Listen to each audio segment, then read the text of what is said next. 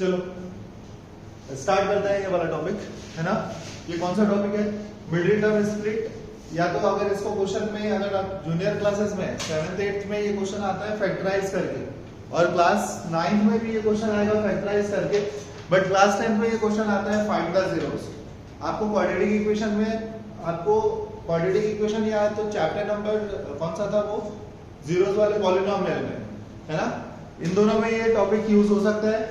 अगर चैप्टर 4 की बात करें तो उसमें आपको find the value of x करके देगा क्वेश्चन में, और चैप्टर 2 की बात करें पॉलिनोमियल की तो उसमें बोलेगा फाइंड द जीरोस, और क्लास 7th 8th और 9th में वो क्वेश्चन बोलेगा फैक्टराइज।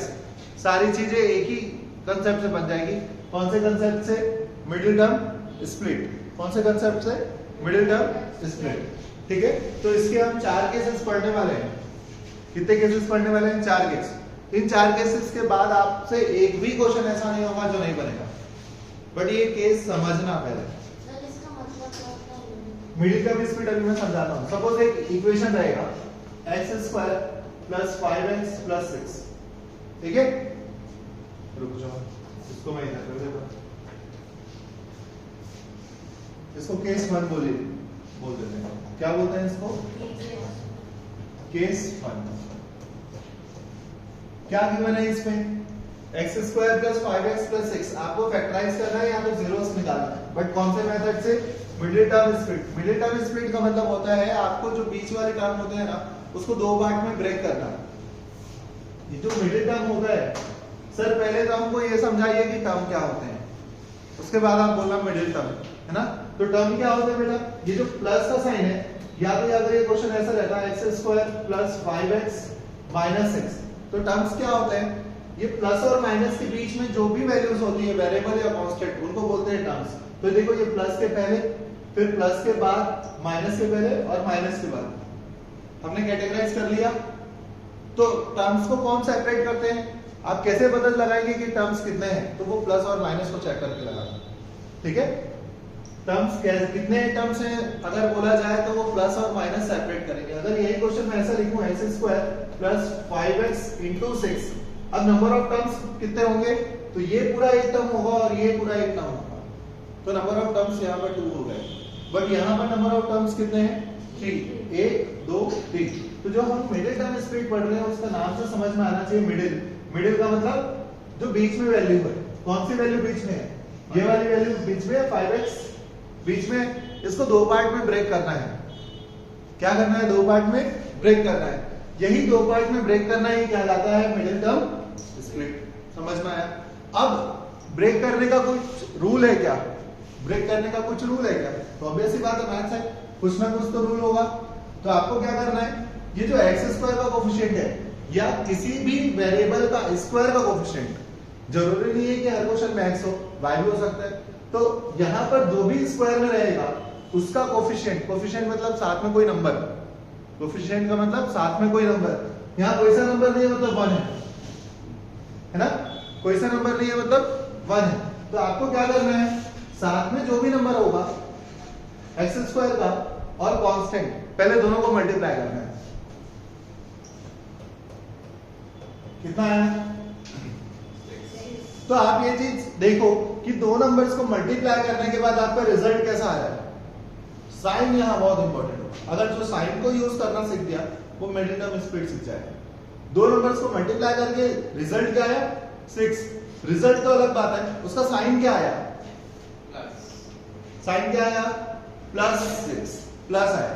अगर साइन प्लस आ रहा है तो आप बताइए 2 नंबर्स को मल्टीप्लाई करने से रिजल्ट प्लस कब आता है? या तो दोनों नंबर कैसे हो? प्लस हो, या तो दोनों नंबर कैसे हो? तब भी आंसर हमको क्या मिलता है? पॉजिटिव मिलता है। अब ठीक है, फर्स्ट और लास्ट को मल्टीप्लाई किया तो हमको क्या मिला? पॉजिटिव। अब ये जो बीच वाली वैल्यू होती है ना, वो आपका क्या शो करता है? एडिशन। एडिशन का साइन कैसा है? एडिशन का साइन कैसा है? पॉजिटिव। अगर एडिशन का साइन पॉजिटिव है, इसका मतलब ये समझ में आना चाहिए कि या तो बड़ी दोनों वैल्यू पॉजिटिव होगी। एडिशन पॉजिटिव कब मिलता है? या तो दोनों वैल्यू पॉजिटिव हो, या तो दोनों वैल्यू एक वैल्यू अगर पॉजिटिव होगी तो बड़ी वाली वैल्यू पॉजिटिव होनी चाहिए और छोटी वाली वैल्यू, सर एक आधा एग्जांपल समझाइए, जैसे 3 और 2, अगर 3 प्लस में है और ये माइनस है तभी मेरा आंसर जो आएगा वो +1 आता। बट आप चेक करिए यहां पर साइन कैसा आ रहा है, पॉजिटिव आ रहा है, तो पॉजिटिव से यहां से रिजल्ट उठाने की कोशिश करो। दोनों प्लस प्लस है ना, दोनों प्लस प्लस है, तो दो ऐसी वैल्यू बताओ जिसको मल्टीप्लाई करने से 6 आए और दो वैल्यू ऐसे बताओ जिसको ऐड करने से 5 आए, 2 और 3। तो दोनों का साइन में क्या रखना चाहिए मेरे को, प्लस ही रखना चाहिए। दोनों का साइन क्या रखना चाहिए, प्लस रखना चाहिए। इसका मतलब एक दिमाग में फ्रेम हो जाएगा कि अगर सारी वैल्यूज प्लस हैं, कि अगर क्वेश्चन में गिवन सारी वैल्यूज प्लस हैं, तो आपका जो आंसर आएगा हमेशा प्लस में ही आएगा, माइनस माइनस का लोचा नहीं होगा। ठीक है, तो हम क्या करेंगे, दो ऐसी वैल्यू बताओ जिसको ऐड करने से 5 आए, तो 3x और 2x और लास्ट में क्या है 6। ये समझ में आया। यहां से क्या कॉमन निकल जाएगा, फर्स्ट वाले से क्या कॉमन निकल जाएगा, x कॉमन निकल गया, यहां से क्या बचेगा 3, इसमें से क्या कॉमन निकलेगा। आप जब ब्रेक करेंगे कॉमन निकालेंगे ना, तो हमेशा ऐसा ही होना चाहिए, ये जो ब्रैकेट होंगे वो तो हमेशा सेम होंगे। अगर ब्रैकेट सेम है तो फिर से कॉमन निकाल लीजिए, x + 3 कॉमन निकल गया, तो अब बचेगा क्या, इधर से x बचेगा, ये तो बाहर चला गया, फिर +2 और इनके बीच में प्लस माइनस नहीं लगाना, ब्रैकेट्स के बीच में मल्टीप्लाई का साइन आएगा, मतलब कोई सा साइन नहीं आएगा। तो ये क्या होगा तुम्हारा आंसर। समझ में आया। तो मेन इस पूरे टॉपिक का सार ये था कि फर्स्ट और लास्ट को मल्टीप्लाई करके चेक करना क्या आ रहा है, पॉजिटिव वैल्यू आ रही है, मतलब दोनों वैल्यू पॉजिटिव होनी चाहिए या दोनों वैल्यू नेगेटिव होनी चाहिए। बीच में एडिशन क्या आ रहा है, एडिशन का जो साइन आया था वो कैसा था, साइन पॉजिटिव था। इसका मतलब ये तो हम यूज ही नहीं कर पाएंगे, ये वाला सेकंड ऑप्शन ही कर, तो कौन सा ऑप्शन बच गया हमारे पास, फर्स्ट। इसीलिए दोनों वैल्यू को हमने क्या ले लिया, पॉजिटिव ले लिया। समझ में आया, बोलो हाँ या ना, पक्का। तो ये क्या था हमारा, ये क्या था, केस 1 था।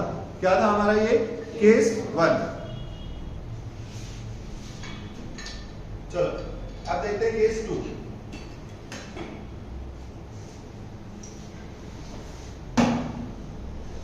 क्वेश्चन याद रखना, x² + 5x प्लस आएगा ना बेटा,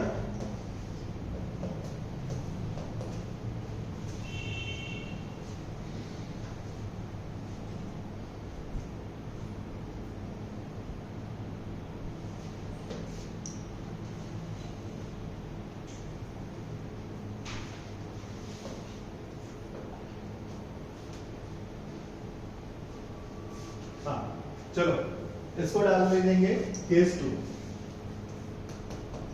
ठीक है, सभी ने क्वेश्चन देखा,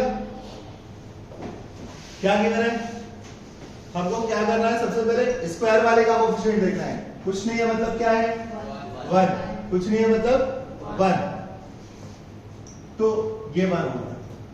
और लास्ट वाले का कोएफिशिएंट देखना है, लास्ट वाला कोएफिशिएंट कौन अंदर कर दो, लास्ट वाले का कोएफिशिएंट -6, तो रिजल्ट क्या आया -6। इसका साइन क्या है, साइन क्या है, नेगेटिव। अगर साइन नेगेटिव है, दो वैल्यूज को मल्टीप्लाई करने से साइन नेगेटिव कब आ सकता है, एक वैल्यू प्लस होगा, दूसरा वैल्यू माइनस होगा, इसी से तो आया।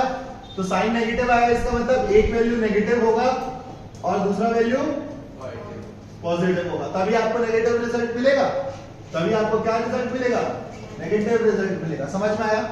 और ये बीच वाला क्या शो करता है, आफ्टर एडिशन, एडिशन का रिजल्ट शो करता है, क्या शो करता है, रिजल्ट ऑफ एडिशन।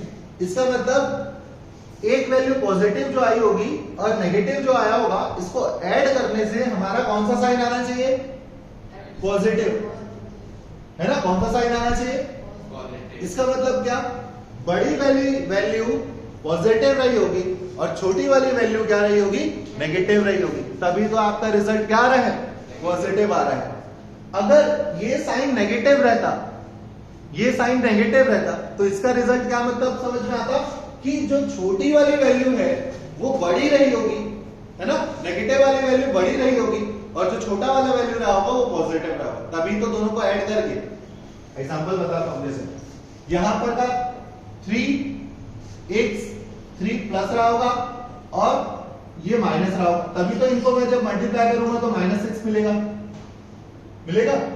और इनको अगर मैं ऐड करने जाऊं, पहले तो इनको मल्टीप्लाई कर दिया, अब इनको ऐड करने जाऊं 3 प्लस -2 ऐड करूंगा तो कैसे ऐड करूंगा, प्लस माइनस प्लस आ गया। इसका मतलब आप एक वैल्यू जो बड़ी वाली वैल्यू होगी वो पॉजिटिव होगी और छोटी वाली वैल्यू नेगेटिव होगी। आगे मैं अगले एग्जांपल में आपको समझाने वाला हूं, उसका थोड़ा इंट्रोडक्शन यहीं पर दे देते हैं। अगर सपोज ये नेगेटिव होता, अगर सपोज वो नेगेटिव होता तो क्या होता, अगर ये साइन नेगेटिव होता तो हम क्या बोलते, रिजल्ट के बाद नेगेटिव आ रहा है, रिजल्ट के बाद नेगेटिव आ रहा है, मतलब ये जो 3 है ये नेगेटिव होता और भले ये 3 नेगेटिव होता और ये 2 क्या होता, तो इसका आंसर क्या आता, -1। तो अगले जो क्वेश्चन में अगर इसको मैं -1 कर दूं तो भी आपका आंसर ऐसे ही कुछ बनेगा। समझ में आया, साइन से आंसर का डिफरेंस होना समझ में आया कि कुछ ज्यादा ही मैंने डीप में समझा दिया, समझ में आया कैसे बनेगा ये। चलो अब देखते हैं इसको, अगले क्वेश्चन में आएंगे तो मैं फिर से बताऊंगा। अगर ऐसे कोई क्वेश्चन में 5 टर्म्स हो तो 5 टर्म्स नहीं होंगे बेटा, मिडिल टर्म में लिए हमेशा 3 टर्म्स होंगे, ठीक है। 4 और 5 टर्म्स हो जाएंगे तो फिर उसको अलग अलग सेपरेट करके बनाना पड़ता है ना। 4 टर्म्स होंगे ना, सपोज यहाँ पर 4 टर्म्स होते तो हम क्या करते हैं, ऐसे 2 टर्म को खोजते जिसमें कॉमन निकाल लूं और फिर ऐसे 2 टर्म्स को खोजते जिसमें और मैं कॉमन निकाल लूं। तो 4 टर्म होते हैं। हाँ 4 टर्म्स आएंगे, तुम्हारे 9th में क्वेश्चन आएगा तो उसमें तुम अगर 4 टर्म्स रहेंगे ना, 1 2 3 4 ऐसे रहेंगे, तो इनसे कॉमन निकालोगे और इनसे कॉमन निकालोगे फिर आप क्वेश्चन बनाओगे। पर अभी आपके सिलेबस में वो नहीं है, 8th के सिलेबस में नहीं है वो। हाँ आरडी शर्मा में या आरएस अग्रवाल में कुछ क्वेश्चन गिवन होंगे तो वो चेक करेंगे। पहले मिडिल टर्म हमेशा कितने टर्म्स में निकालना, 3 टर्म्स, है ना। तो अब इसको मैं क्या करूं, मल्टीप्लाई करूंगा तो क्या मिलना चाहिए बताइए, मल्टीप्लाई करने से क्या मिलना चाहिए, रिजल्ट -6। दो ऐसी वैल्यू बताओ जिसको मल्टीप्लाई करने से 6 आए, 2 और 3, तो माइनस आ रहा है मतलब, और अच्छा यहाँ पर प्लस का साइन आ रहा है, इसका मतलब 2 और 3 में जो बड़ा वैल्यू है कौन है, बड़ा, तो 3 का साइन क्या होगा, प्लस। ये समझ में आया, 3 का साइन प्लस कैसे होगा समझ में आया, इससे समझ में आया 3 का साइन प्लस कैसे होगा, समझ में आया। तो हम क्या लिखेंगे, 3x - 2x। तो देखो इन दोनों को माइनस करोगे तो 1x मिल जाएगा, इसी को बोलते हैं मिडिल टर्म स्प्लिट। अगर ये लिखना सीख गए तो आपको आगे क्वेश्चन बन जाएंगे। तो देखो अब कितने टर्म्स हो गए, कितने टर्म्स हो गए, 4 टर्म्स में कैसे करते हैं, हम ऐसे कॉमन निकालते हैं, शुरू के 2 से और लास्ट के 2 से। क्या कॉमन निकलेगा, यहाँ पर x कॉमन निकलेगा, तो यहां से क्या बचेगा, x + 3। एक और चीज याद रखना, नंबर ऑफ टर्म्स अगर 4 हो जाएंगे तो अगर थर्ड टर्म के पहले खड़े हो, हाँ तुम जब हाल हो अच्छे से ना क्या ना से फर्स्ट टर्म लाइक बॉय से ना, first term, second term, third term के पहले अगर माइनस का साइन होगा तो हमेशा माइनस निकालना। क्या मैंने बोला, ये चीज दिमाग में फीड कर लो, थर्ड टर्म के पहले अगर माइनस का साइन होगा तो हमेशा क्या निकालना, माइनस का साइन निकालना। समझ में आया, सभी को समझ में आया। तो थर्ड टर्म के पहले माइनस का साइन है तो माइनस आप आंख बंद करके बाहर निकाल दो, 2 निकल सकता है क्या, तो ये माइनस था, अब माइनस बाहर चला गया तो साइन चेंज हो जाएगा, अब वो क्या हो जाएगा, पॉजिटिव हो जाएगा। तो ये x को मैं क्या लिखूंगा, +x। ये माइनस था, माइनस बाहर चला गया तो अब फिर से ये कैसा हो जाएगा, प्लस हो जाएगा। और 6 में अगर मैं 2 बाहर निकालूंगा तो क्या बचेगा, 3। क्या ये दोनों सेम है, क्या ये दोनों सेम है, ये कॉमन निकल गया तो अब अंदर ब्रैकेट में क्या बचेगा, x, फिर ये था केस सेकंड। समझ में आया बेटा जी, बात ऐसी थी, यहां से 2 निकाल दिया हमने बाहर, 6 से अगर 2 निकाल देंगे तो 4 नहीं बचेगा, क्या बचेगा? 4 बचेगा। 6 से 2 निकालेंगे, मल्टीपल्स में निकालते हैं। तुम जो बोल रहे हो, अगर मैं तुमसे 6 रुपए में से 2 रुपए ले लूं तो बचेगा तुम्हारे पास 4 रुपए, मैं मानता हूं। बट जब कॉमन निकालते हैं ना तो मल्टीपल्स में कॉमन निकालते हैं। 6 2 3 तो 6 होता है, तो एक 2 बाहर चला गया तो बचा क्या? 3 बचा ना अंदर पे, तो इसी कारण 3 लिखा। समझ में आया? ये केस समझ में आया? Second case. चलो अब सिमिलर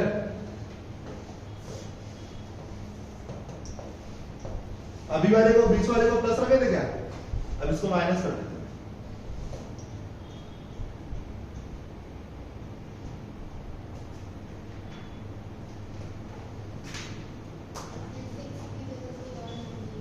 एक ही क्वेश्चन से बनाते हैं ना, तुमको कंसेप्ट और अच्छे से समझ में आएगा। अब तुम लोग बताओ, चलो मेरी हेल्प करो। फर्स्ट नंबर क्या? फर्स्ट और लास्ट को मल्टीप्लाई करूंगा, 1 इंटू माइनस नेगेटिव आया, मतलब एक पॉजिटिव होगा और एक नेगेटिव होगा। दो ऐसी वैल्यू जिसको पता है जिसको मल्टीप्लाई करने से माइनस आए, माइनस 6 कब आएगा? 3 2 जा 3 और 2 जा 3 2 से 6 होगा। अब बताओ ये आफ्टर एडिशन कौन सा साइन है? नेगेटिव साइन है। इसका मतलब क्या? 3 और 2 को जब आप मल्टीप्लाई करोगे तो 6 तो आएगा। इसका मतलब क्या? हमको -6 चाहिए था, इसमें कोई एक नेगेटिव होता। अब नेगेटिव कौन होगा? यहां पर का साइन नेगेटिव साइन दिखा रहा है, इसका मतलब बड़ी वाली वैल्यू क्या होगी? ये मैं समझाने में सफल हुआ था कि कैसे हम पता लगाएंगे कि बड़ी वैल्यू पॉजिटिव होगी या बड़ी वैल्यू नेगेटिव होगी। ये समझ में आया लॉजिक कि कैसे पता लगाओगे? पक्का तुम्हारे लिए समझा रहा हूं, सुनाई नहीं दिया तो अब क्या लिखेंगे इसको? x² - 3x + 2 - 6। हाँ या ना? ये 2 के आगे x आया, हाँ या ना? पक्का? ये समझ में आया कैसे दिखाया अक्षांश? यहां से और यहां से कॉमन निकल जाएगा, क्या बचेगा? x minus. अब देखो थर्ड टर्म के पहले खड़े हम लोग, थर्ड टर्म के पहले खड़े तो क्या मिला? ये साइन प्लस। अगर थर्ड टर्म के पहले खड़े हैं प्लस है तो कोई दिक्कत नहीं, प्लस को ही रहे दो। कुछ कॉमन निकलेगा क्या? 2। तो फिर बताओ क्या बचेगा अंदर? तो ये ब्रैकेट हमेशा सेम होगा बेटा। अगर आप कॉमन निकाल रहे हैं ना तो ये दोनों ब्रैकेट हमेशा सेम होंगे, और सेम होंगे तभी आपको समझ में आएगा कि आपने सही कॉमन निकाला है। और अगर ब्रैकेट सेम नहीं हो रहे तो आप फिर से चेक कर लेना एक बार। क्या होगा? x - 3 कॉमन निकलेगा अगेन, तो अंदर क्या बचेगा? डन है ना? एक और, ये केस नंबर, ये 3 था, केस नंबर 3। इसके पहले जो बना रहे थे वो केस नंबर 2, अब केस नंबर 4।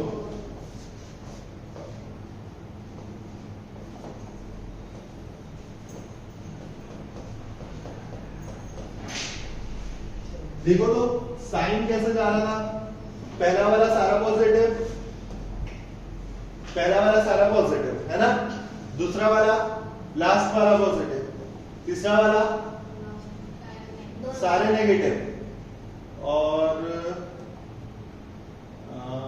ठीक है बीच वाले को नेगेटिव और लास्ट वाले को पॉजिटिव कर देते हैं। x², बीच वाले को नेगेटिव और लास्ट वाले को पॉजिटिव। ये वाला केस हुआ क्या? नहीं हुआ ना, बीच वाला नेगेटिव उसमें। हाँ चलो देखो एक ही क्वेश्चन को अलग अलग तरीके से कितने बार बना सकते हैं। कंसेप्ट वही है। हम क्या चेक करेंगे? क्या चेक करेंगे? फर्स्ट और लास्ट को। तो फर्स्ट और लास्ट को जब मैंने मल्टीप्लाई किया 1 into 6 आया 6। यहाँ जो साइन था पॉजिटिव साइन था, कैसा था? पॉजिटिव साइन था।